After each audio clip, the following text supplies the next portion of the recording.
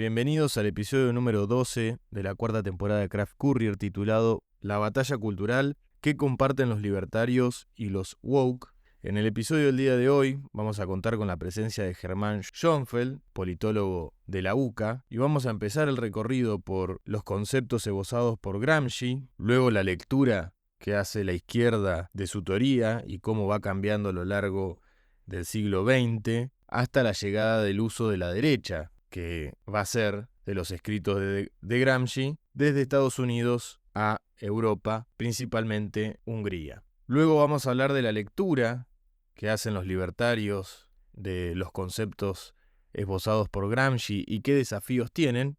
Y por último, de una solución a toda esta lógica de batalla cultural, amigo-enemigo, poniendo como ejemplo el caso de Europa y también de China.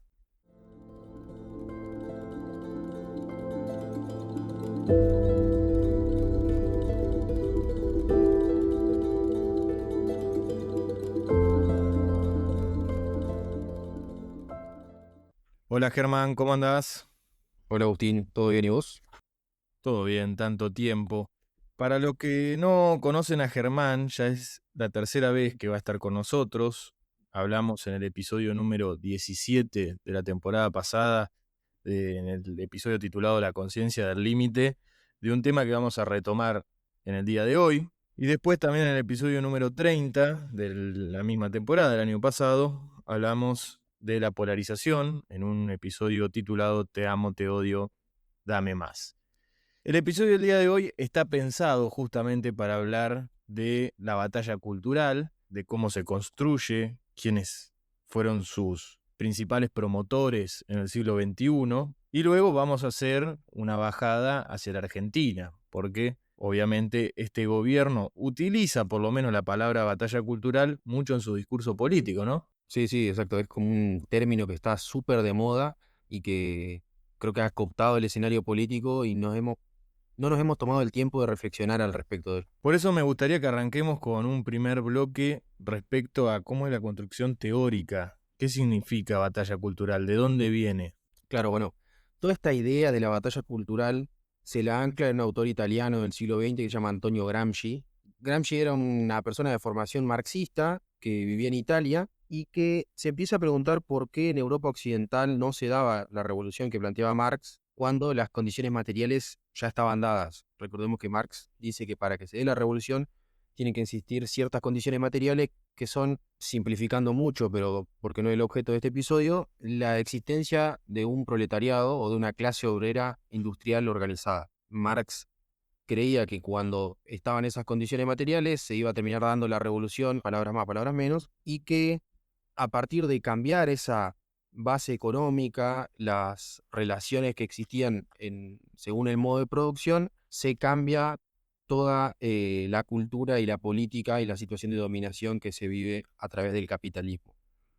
Entonces, Gramsci lee a Marx, le gusta, pero ve que había algo que no cerraba de todo eso.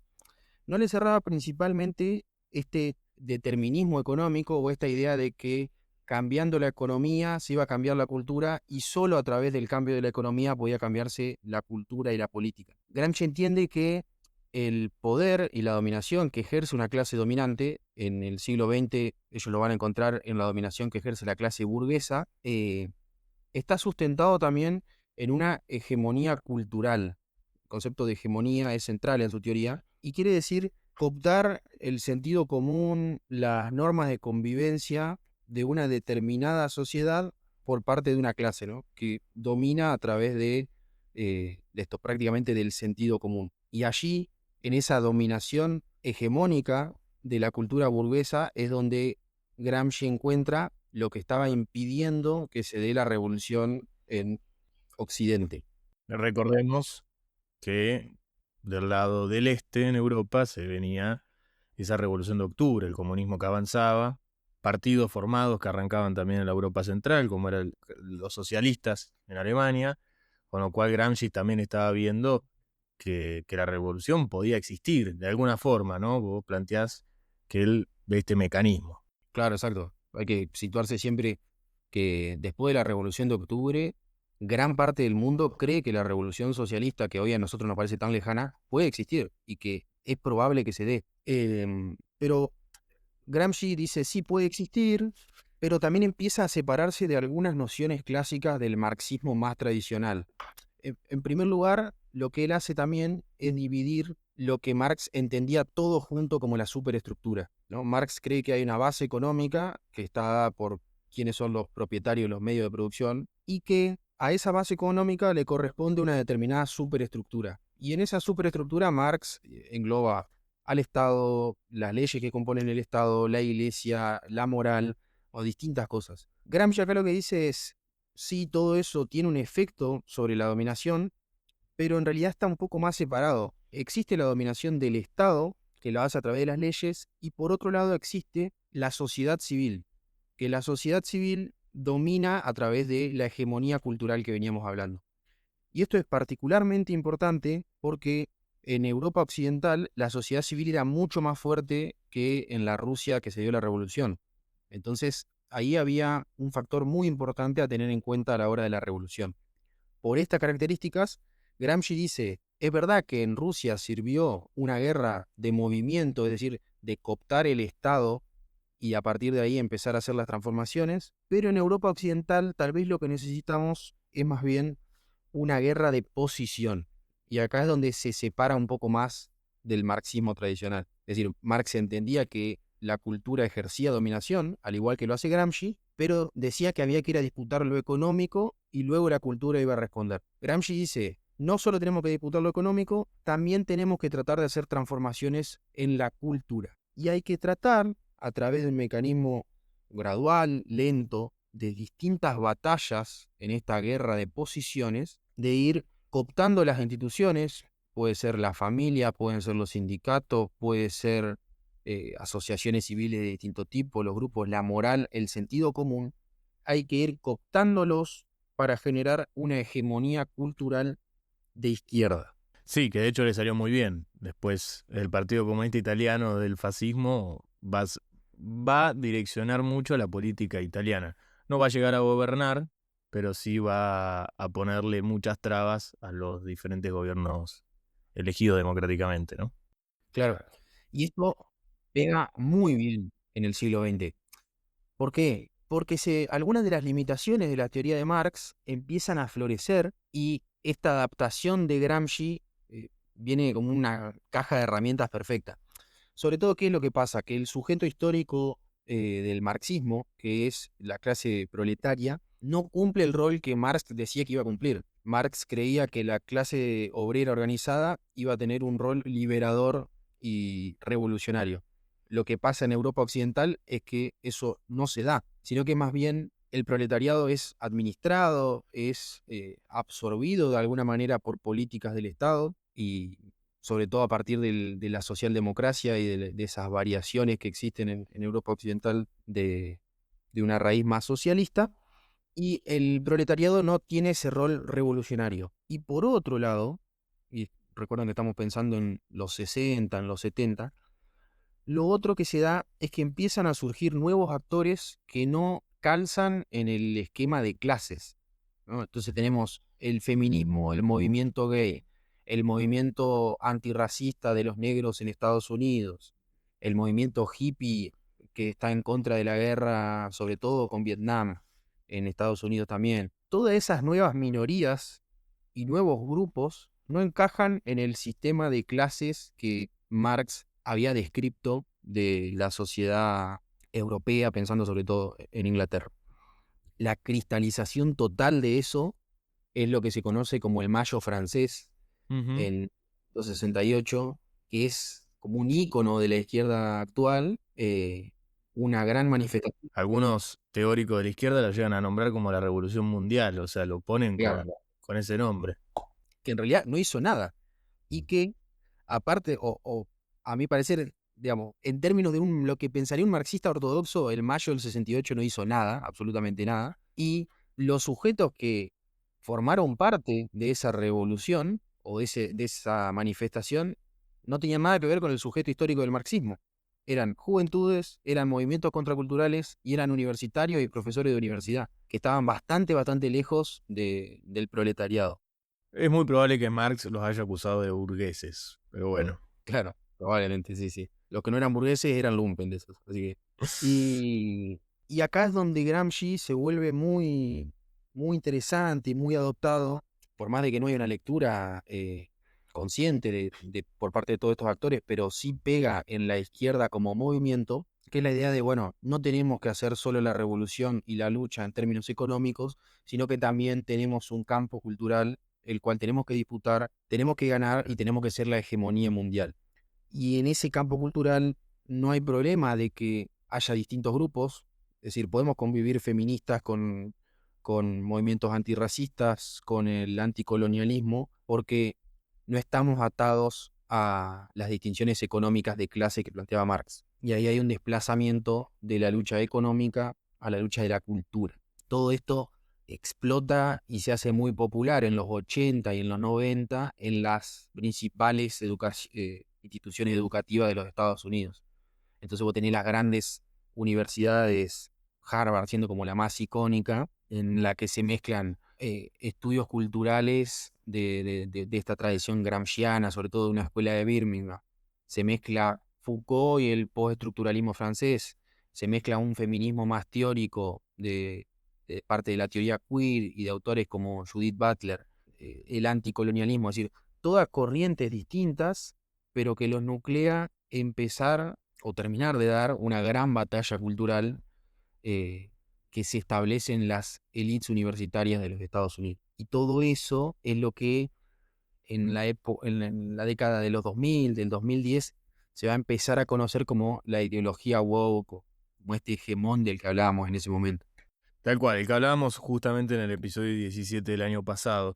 Y es llamativo porque, como vos decís, no alcanzan al poder, nunca llegaron al poder estas élites de izquierda, pero sí tienen una presencia en la discusión pública, en la opinión pública, seteando agenda de diversos temas. No sé, pienso en el caso de Estados Unidos, nadie puede acusar de Obama o Biden de ser parte de esta élite de izquierda, pero sí se veían presionados, quizás en la coalición interna, un pequeño grupo ubicado geográficamente y estratégicamente en algún lugar. Vos habías mencionado a Harvard, también son las universidades de California de los Estados Unidos, que lograban meter agenda. Y Estados Unidos fue el escenario de muchísimas batallas, por así ponerlo, manifestaciones. No sé, se me viene la de Black Lives Matter, ¿no? Que fue una de las últimas con respecto a la muerte de Floyd, el afroamericano. Y un montón de cuestiones donde aparecen estos temas que lograron poner en agenda estos sectores, ¿no? Sí, me reía cuando vos decías no gobiernan. Bueno, hay un sector de la derecha que por más de que estos grupos nunca gobernaron, nunca tuvieron el poder ni formal ni material, podríamos decir, pero hay un sector de la derecha que cree que sí han gobernado porque han moldeado el sentido común. Es decir, están de acuerdo con Gramsci, pero desde el lado de la derecha. Gramsci decía, no podemos hacer la revolución porque nuestro sentido común es burgués. Estos dicen, la derecha, por más de que tenga el gobierno, no puede hacer nada si las élites universitarias siguen planteando este hegemón cultural woke. Y frente a eso, y acá es como lo que más conocemos nosotros de la batalla cultural, más viniendo no para nuestro tiempo, empiezan a aparecer think tanks, fundaciones, medios alternativos y redes de corte más conservador que dicen tenemos que construir una contrahegemonía frente a estas grandes élites que nos plantean un mundo de, y uso estos términos que le encantan, ¿no? Ideología de género, Agenda 2030, como si fuese todo lo mismo, esto es algo muy usual entre todos estos grupos, pero este mundo gobernado por lo woke y por las grandes instituciones que moldean nuestra vida. Y en el caso de Estados Unidos, ¿quién es uno de los principales referentes de esta batalla cultural, de esta contracultura wow de la derecha? Ahí el que aparece como una figura central es Steve Bannon, quien fue asesor del presidente Donald Trump en su primera presidencia. Creo que hemos hablado ya varias veces en el podcast sobre él. Él básicamente toma un movimiento francés de la nueva derecha con una persona que se llama Alain de Benoit, que son los que empiezan a formular esta idea de que la derecha tiene que combatir en aquellos espacios que fueron cooptados y ganados por la izquierda. Bannon toma esta idea de think tanks conservadores y eso, y dice, bueno, tenemos que aplicarlo en la política. Pero aplicarlo en la política quiere decir que tenemos que hacer la batalla cultural también con los candidatos y también con la política. Y en el siglo XXI, el espacio de lo cultural cambió, y esto Bannon también lo sabe leer muy bien, y entonces hoy podemos moldear el sentido común y moldear lo que se habla y se cree también a través de redes sociales, de mensajes personalizados y de todos estos elementos propios de nuestra época que son muy utilizados por todos estos líderes del populismo mundial, de este populismo de derecha, muy descrito y muy criticado en Europa, y que a través de estos medios es que se empieza a dar esa nueva batalla cultural, ahora desde la derecha. Con lo cual podemos decir de que Gramsci, ser una herramienta de la izquierda, pasó a ser una herramienta de la política en general, sin discriminación en el espectro ideológico, ¿no? Sí, que no es menor decir eso, porque el hecho de que Gramsci sea como la base de mucha de la política actual, hace que esa política actual tenga que adoptar ciertos presupuestos marxistas, en este caso gramscianos, pero que vienen del marxismo. Uno de ellos es la idea de que no existe una verdad, y de que lo que creemos que es verdad o lo que creemos que es bueno, repito lo que decía Marx, la moral, la iglesia, la familia, son construcciones que hace la clase dominante para poder legitimar su poder y para poder legitimar su dominación. La derecha utiliza herramientas y formas de hacer política que parten de esos presupuestos, lo cual es bastante problemático. Justamente me parece que este problema, si es que a alguno se le planteó, no voy a poner el caso de Argentina porque el caso de Argentina y en general de toda Latinoamérica es muy difícil traerlo. Pero en el caso de Europa, aquí están esos ultras de derecha o partido de derecha alternativa, depende el país, ¿no? Y la diferencia con los de centro derecha clásicos, más viejos, creo que van en esta cuestión de cómo ven a la política. Me parece que los partidos de centro derecha siguen con esa visión más volcada a lo no marxista, es decir, respetando una verdad, respetando esa premisa de que hay una verdad, una especie de un orden natural de las cosas, y la nueva derecha o la derecha alternativa, la derecha más radical, en esa más de trinchera y de construcción de la verdad. Sí. Creo que este punto es uno de los tantos que diferencia a justamente este grupo que a veces lleva a que no estén en el poder, digamos, ¿no? En el caso alemán, por decir uno.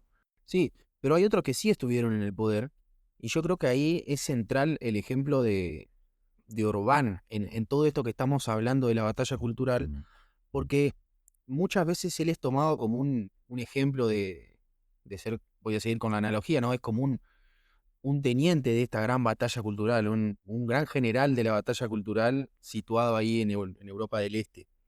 Y, y es muy interesante ver la construcción política que ha venido haciendo Orbán y con quién la ha venido haciendo. Porque así como como existe Steve Bannon para el caso norteamericano, como nosotros tenemos nuestro Santiago Caputo, y, y como atrás de todos los grandes líderes hay algún monje negro, algún mago del Kremlin, Orbán lo tiene y es una persona llamada Arthur Finkelstein. Arthur Finkelstein es un judío gay de Nueva York que se alía o le vende sus servicios a Víctor Orbán, que es muchas veces tildado de ultraconservador, de ultraderecha, ¿no? Esta hermosa paradoja, Giuliano da Empoli la llama la extraña pareja de Budapest, ¿no? Dos personas que no se podrían ver en otra instancia, pero para construir narrativas políticas no hay problema. Finkelstein le vende a cualquiera que le paga y Orbán le debe haber pagado mucha guita. Lo interesante de este asesor es que se especializa en campañas negativas, ¿no? No es que te va a construir ni propuestas, ni diagnóstico, ni análisis. Lo que hay es una persona que sabe muy bien cómo descalificar al adversario. Y ese adversario no tiene que ser sí o sí el que está peleando en la elección, sino es la construcción de un enemigo que permita que su candidato, en este caso Orbán, pueda ganar las elecciones. Él arranca en 2010 con Orbán y el gran problema o el gran eje que plantean que también es muy conocido en la política mundial hoy, es el eje de el nacionalismo contra el transnacionalismo o el globalismo. Entonces, en este momento de buscar un enemigo, Orbán sale a atacar a los tecnócratas transnacionales que están sentados en Bruselas, la sede de la Unión Europea, y están diciéndole al pobre húngaro que vive en un pueblito cómo tiene que vivir. Frente a ese transnacionalismo tecnocrático que no conoce la realidad puntual de cada uno de los países, Orbán plantea un sentido nacional arraigado a las tradiciones que vende muy bien electoralmente en esos momentos y que lo hace ganar 2010, lo hace ganar en 2014. Ahora, estas construcciones funcionan así, funcionan un tiempo y luego empiezan a agotarse, ¿no? Pensemos en el caso de la Argentina por un segundo.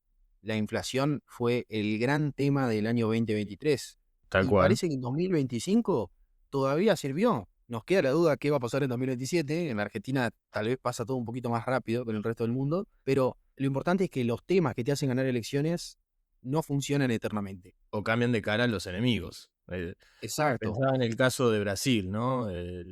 La campaña post Lavallato era la corrupción en general, que atacaba a todos los partidos políticos.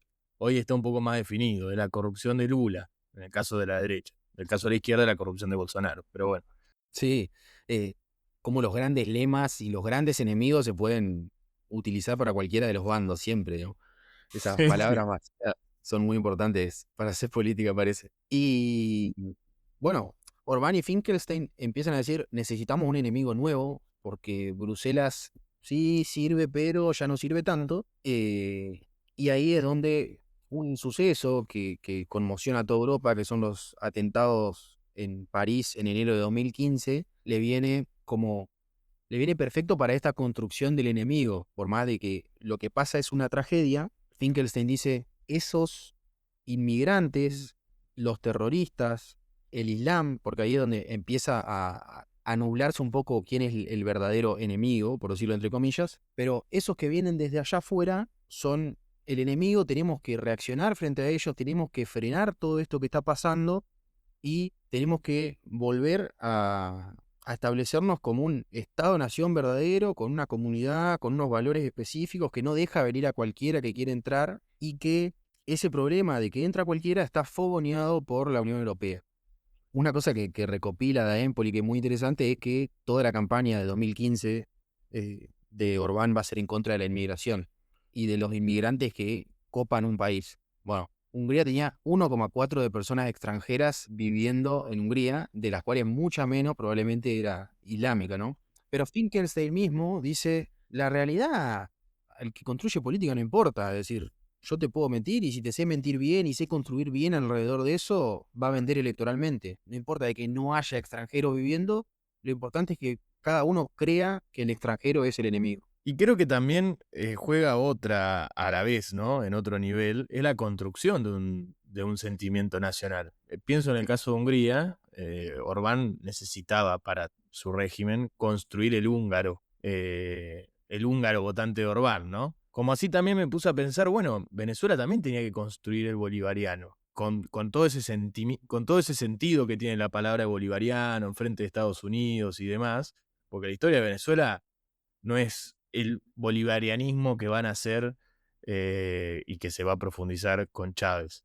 Y creo que en el caso de Hungría también, o sea, necesitaban construir una especie de sentido, no sé llamarlo nacional, sino como una identidad y que también está muy de moda, como vos bien dijiste, construir identidades en base a la negativa de otro. Exacto, porque ahí eh, una gran herramienta para construir ese sentido, vamos a decir, de identidad, no tiene que ser si es un sentido nacional, pero bueno, ¿quién es el húngaro que se para frente a los otros? El miedo ese al extranjero, al bárbaro, que es un miedo casi natural, podríamos decir, de la persona, o por lo menos muy primitivo, sirve muy bien y es casi, yo diría bastante nefasto, pero es hasta gracioso la forma en la que construían esto porque Orbán lanza una consulta nacional a partir de los atentados en París en 2015, que la consulta nacional tenía preguntas como estas, por ejemplo. Decía, algunos sostienen que existe un vínculo entre la mala gestión de la inmigración por parte de Bruselas y el aumento del terrorismo.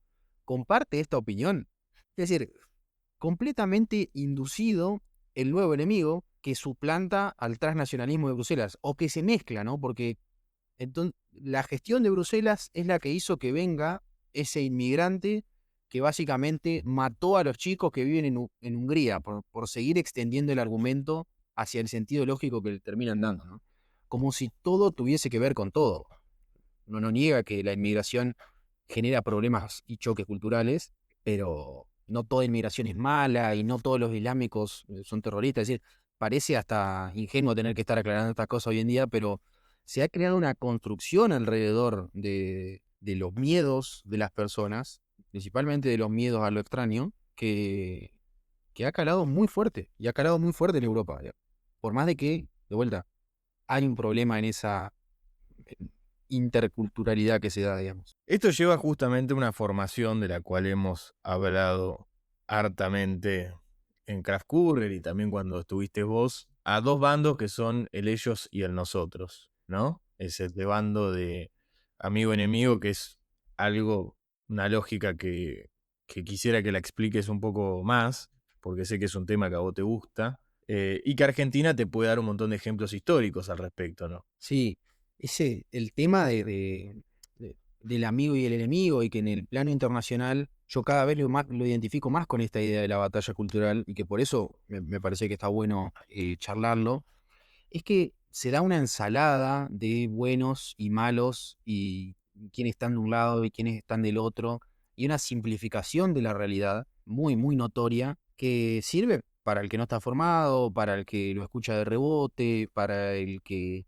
le molesta una determinada actuación del otro bando, por decirlo de alguna manera, pero no necesariamente es completamente distinto al otro. El tema es que la batalla cultural y esta forma de encarar los problemas, de todo el tiempo estar queriendo construir hegemonía y ser yo el que impongo el relato, es muy dañina. Yo, en esta construcción de Orbán, es gracioso este hecho de que el enemigo, que también después va a ser retomado por toda la derecha mundial, el enemigo es el progresista de Bruselas, el inmigrante islámico, el terrorismo, el comunismo, China, Rusia, la ideología woke, Soros, las grandes instituciones. Es decir, hay toda una gran ensalada de gente y de instituciones y de ideas, que nada tiene que ver con las personas que las llevan adelante muchas veces, que todos son una amenaza igual que el otro, y todos parece que están juntos en contra de un no sé qué que se plantea como la defensa de los valores occidentales, pero que de vuelta es muy dañino porque no representa la realidad. La realidad es mucho más compleja. El inmigrante islámico no tiene nada que ver con el progresista de Bruselas. Probablemente no comparte ni siquiera dos opiniones sobre el mismo tema. Pero en esto de la batalla cultural se mezcla deliberadamente a las personas y a los movimientos para poder hacer una resistencia y nuclear a la gente, que es exactamente lo que hacen este tipo de armadores. Creo que engancha perfecto con lo que dijiste de estos movimientos en los 80 y los 90 de las universidades, ¿no? De lograr amalgamar un conjunto de luchas que probablemente no tengan nada que ver una con la otra, pero se le busca una justificación teórica a ello, y que le está sucediendo lo mismo a la derecha, en el sentido de, bueno, metimos a todos. Y así está Maga, por ejemplo, ¿no? Que es el, no sé si llamarlo movimiento, pero vamos a ponerle sí, vamos, que es un término difuso. El movimiento de Trump. Y no sé cómo definir Maga. Yo creo que uno entra a Maga y ve cualquier cosa, o sea, encuentra de todo, como así también encuentra las amenazas que sienten, las que perciben esos seguidores de Maga. Creo que lo tiene la Libertad Avanza en la base de, por lo menos de su juventud, ¿no? Esto de peleamos contra todo el mundo, porque literalmente pelean contra todos. Es que sí, tratar de juntar cosas que no tienen nada que ver son problemas muy difíciles, sobre todo en la teoría política. A ver, le pasa a... y estoy hablando de discusiones de la academia, discusiones teóricas, ¿no? Tiene los problemas el feminismo con las corrientes islámicas, y cómo dialogan las distintas culturas que no tienen muchos derechos para las mujeres con un reclamo del feminismo.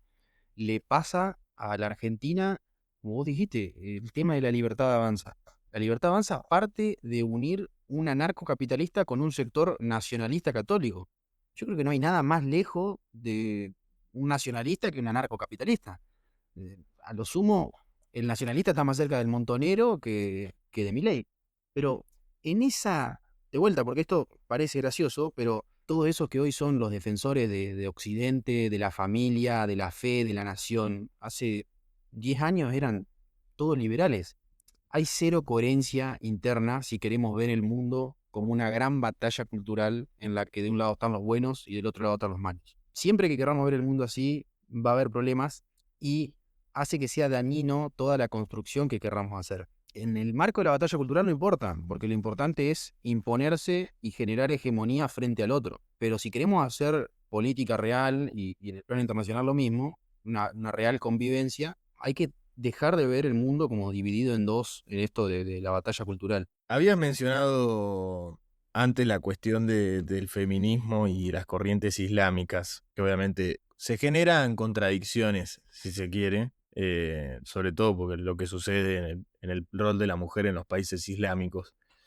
A mí me llama mucho la atención que si bien es un cliché de que los tecnócratas de Bruselas son todos progresistas, es cierto que en los últimos años han ido conquistando ciertas políticas o llevando a cabo ciertas políticas que demandaban sectores eh, del feminismo en general, para no poner alguna rama de lo que es la teoría feminista, que es una teoría muy grande y a la misma Europa le genera contradicciones, si se quiere. Es muy interesante ver cómo Europa trata principalmente la cuestión de Irán, ¿no?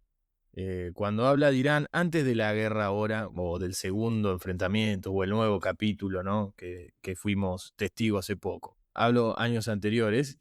Europa tenía una cuestión de los derechos humanos en Irán, pero no se replanteó nunca los derechos humanos en Qatar, ni en Arabia Saudita, ni en ninguno de los otros que eran socios, siguen siendo socios comerciales de Europa, ¿no? Le genera estas contradicciones llamativas, como también le pueden llegar a generar contradicciones a la derecha, si ponemos con esos términos, a Javier Milei en esta cuestión de no negocio con comunistas y después qué haces con China. Sí, sí. Ese mundo dividido entre buenos y malos tiene el gran problema de que no condice con la realidad. Entonces, genera fricciones y contradicciones constantemente. Episodios muy graciosos son como los que se dieron con la película Persépolis, que es una película que es como una crítica de lo que tiene que vivir una chica en el régimen iraní. Bueno, cómo esa película en un momento se prohíbe en Francia, luego hay algunos que dicen, no, tenemos que volver a verla. Todo cosas muy interesantes alrededor de esas grandes contradicciones que, que hay de ver el mundo dividido, digamos. Creo que más como pregunta que incluso quien nos esté escuchando me gustaría que se la haga. Porque mencionaste que esto sí sirve mucho para la política, es decir, sirve para un partido político para ganar elecciones. El caso de Orbán lo muestra muy bien. Uno puede decir el caso de Trump también, aunque yo ahí tengo mis reservas. Creo que Trump lo que logró fue como darle un discurso a la derecha y lograr concentrar esos espacios en una oferta política. Creo que Trump gana las elecciones porque no fueron a votar otras personas que creo que no fueron a votar por una cuestión más económica que por esta. Pero bueno, es otra discusión. Pero en el caso de Orbán y en el caso de otros experimentos que ya han pasado por muchas elecciones, porque realmente la de Javier Milei no pasó por tantas como para tomarlo como ejemplo, sirven para ganar elecciones, pero no sé cómo después pueden gobernar. ¿Crees que se puede desacoplar y va a decir, bueno, va a haber gestiones que van a ir muy bien, pueden seguir con el discurso? ¿O crees que este mismo discurso genera ciertas contradicciones en términos marxistas que en algún momento se va a caer por su propia contradicción? No sé si el gobierno se va a caer por seguir con este discurso. Lo que sí pasa es que, y esto lo vienen viendo varios analistas, sobre todo el inicio de Milei, y aunque se solucione va a volver el problema, es, bueno, ¿hasta cuánto seguís generando disputa con todas las aristas del mundo? Digo, del mundo, ¿hasta cuánto vos te vas a pelear con las universidades y después te vas a pelear con el Inca y después te vas a pelear con los hospitales? Es decir, seguir haciendo esa pequeña batalla cultural en cada uno de los lugares, que es lo que decía Gramsci, hay que ir en cada una de las instituciones y cooptarlas con nuestras ideas, básicamente. No sé, Gramsci creo que diría, si lográs hacerlo, estás teniendo una dominación cada vez más fuerte. Pero yo tampoco soy marxista y no creo que todo se tenga que pensar en términos de dominación. Y gobernar requiere más que dominar en algún sentido, requiere más que cooptar con tu hegemonía cultural cada una de las instituciones. ¿Qué es mejor para la Argentina? ¿Que Milei gane la disputa discursiva respecto de las instituciones o que la universidad ande mejor y forme mejores personas? Creo que ahí en ese momento, cuando tenemos que ver los resultados reales de lo que hace un gobierno, hay que tratar de no leer todo con una lectura marxista, en este caso gramsciana, que creo que es lo que le pasa un poco a algunos actores del gobierno. Pienso, por ejemplo, en el caso del Gordo Dan y toda esta idea de todo el tiempo construir una visión y un discurso sobre todas las cosas que pasan y plantear enemigos en toda esa construcción narrativa. Eso va a generar mucho daño en la Argentina a largo plazo y va a generar tal vez más daño que otros resultados más materiales o económicos del plan. Va a generar que mucha gente se sienta bastardeada durante mucho tiempo. Son disputas que no suman nada al país, me parece. Saco dos cosas de acá. La primera es la cuestión de entender la política pública, ¿no? Como vos bien dijiste, gobernar no necesariamente tiene que ser una cuestión de dominación, también puede ser una cuestión de gestión, ¿no? De gestionar algo para que funcione bien. Creo que el generar esta especie de polarización y de extremismo, lo que puede llegar a pasar es que en algún momento el gobierno de Javier Milei va a perder, y va a perder quizás en manos de alguien que sea contrario a Milei, y todas las políticas públicas, incluso las buenas que llevó a cabo este gobierno, se van a ir para el otro extremo. Y vamos a ir de extremo a extremo. Vaya a saber qué destino de país queda para eso. Creo que vamos a tener que empezar a discutir el uso de la política pública. Y si vamos a tener políticas, y pongámosles con ese nombre rimbombante, se me vienen muchas cosas a la cabeza cuando digo eso, es la política como Estado, ¿no? Creo que Argentina, como país, como un ejemplo básico, tuvo muy pocas políticas de Estado a lo largo del siglo XX. Creo que hubo una que es la de educación y después, bueno, va a haber un par. Hoy quizás es la cuestión energética, pero se queda como en eso. No sé hasta qué punto un contexto como el actual, es decir, con la construcción de un enemigo y esas barreras entre amigo y enemigo y discursos como lo viniste mencionando, son tan positivos para el término de política pública. La segunda cuestión, y esto no lo voy a saber responder porque no soy un experto en Gramsci. Gramsci, para el que no sabe, cuando escribió esto estaba preso y escribe de una forma muy fragmentaria. O sea, no es que hizo una gran teoría a lo Marx, que estaba sentado en un escritorio y en una biblioteca, sino que estaba en condiciones, estaba privado de su libertad, en la realidad. Yo no sé si Gramsci lo pensaba esto en términos democráticos, es decir, una vez que nos volvimos hegemónicamente culturales, vamos a seguir poniéndonos, vamos a seguir exponiéndonos a elecciones, porque la democracia liberal en algún momento hay que destruirla.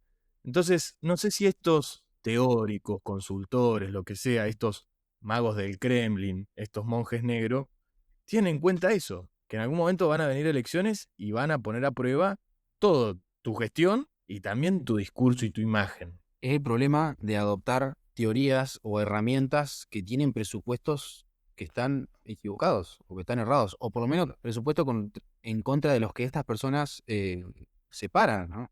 Digo, Santiago Caputo no es gramsciano, no es marxista, no creo que sea marxista, pero sin embargo, al utilizar estas herramientas, tienen adentro ciertos presupuestos que se notan a la hora de hacer política, digamos, y que son muy importantes de destacar y que son lo que hacen que esta idea de la batalla cultural para mí sea bastante, bastante negativa.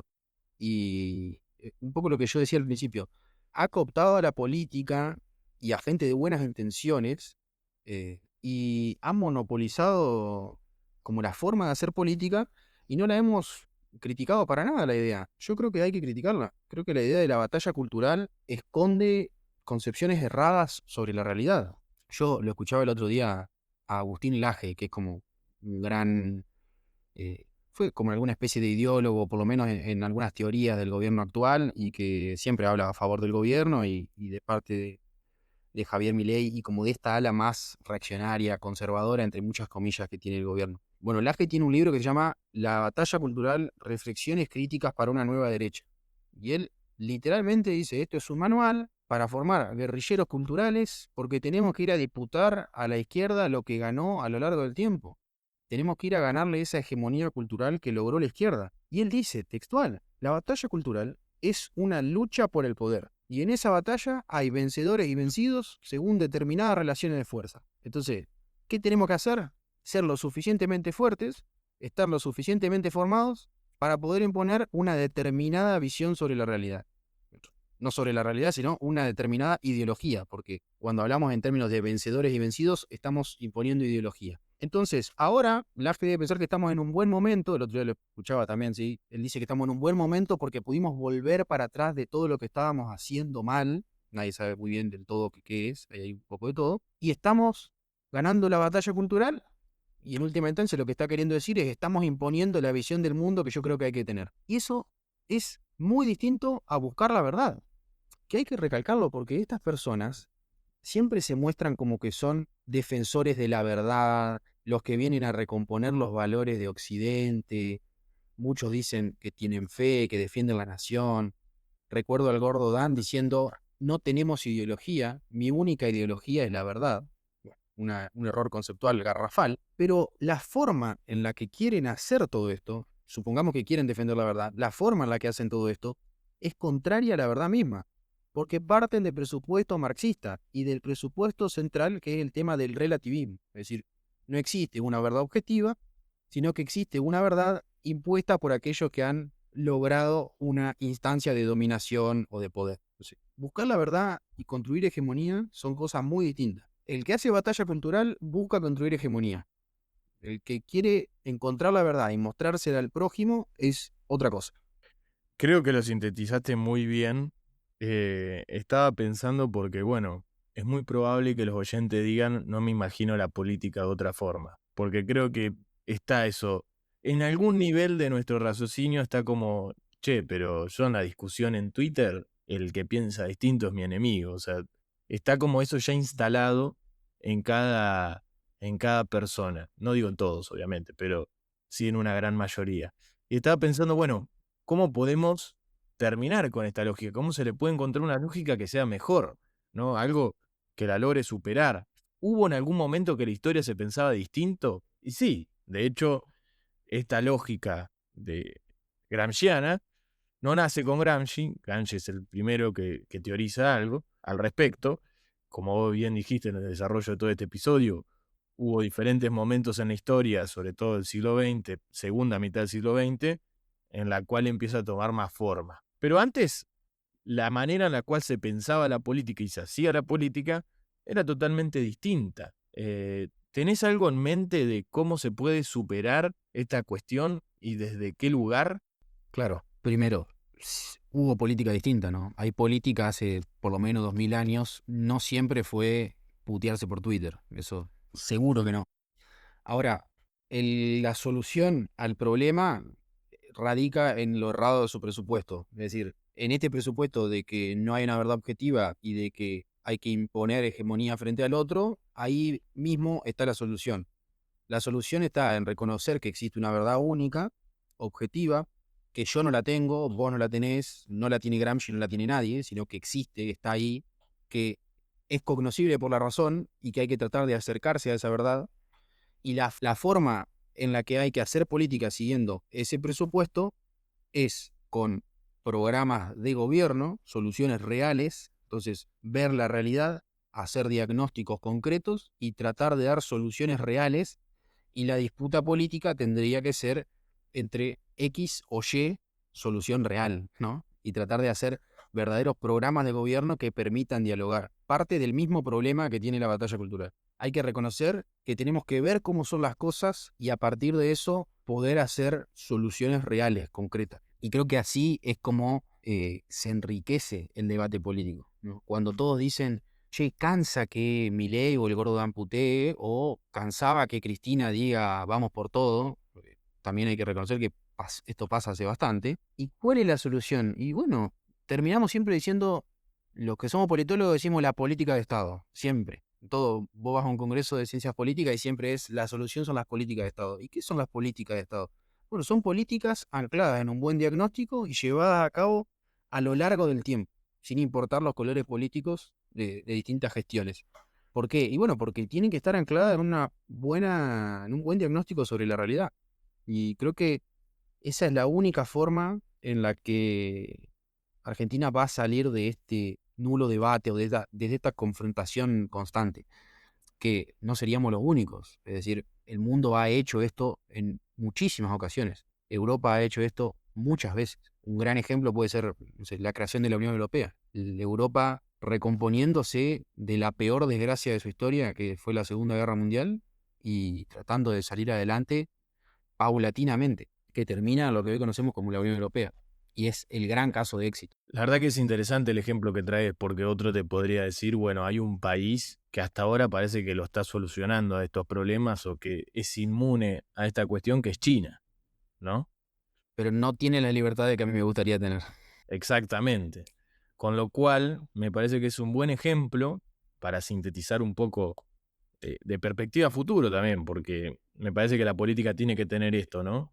De que si queremos cambiar las cosas, también tenemos que tener una perspectiva futuro, además del diagnóstico del presente, está más que claro, y que en los últimos 10 años, principalmente de países que no tienen una muy buena esperanza sobre el futuro cercano, ven con buenos ojos a China.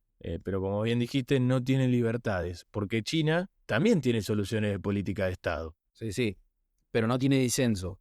Nosotros estamos diciendo, tenemos que tener política de Estado y esas políticas de Estado tienen que ser una forma de absorber los disensos de la política. Digo, es una simplificación decir que China no tiene disensos. Obvio que existen, pero existen todos nucleados en un solo partido. Yo creo que no es necesario que haya un solo partido, que la respuesta de hacer programas de gobierno y debatir política real es una solución incluso en el sistema en el que vivimos y totalmente compatible con nuestro sistema. Bueno, me parece que con este cierre prometedor logramos desandar en uno de los temas que creo que, como bien señalaste, signa, es decir, le da un sentido, una definición a la política de casi fines de la Guerra Fría hasta la actualidad, ¿no?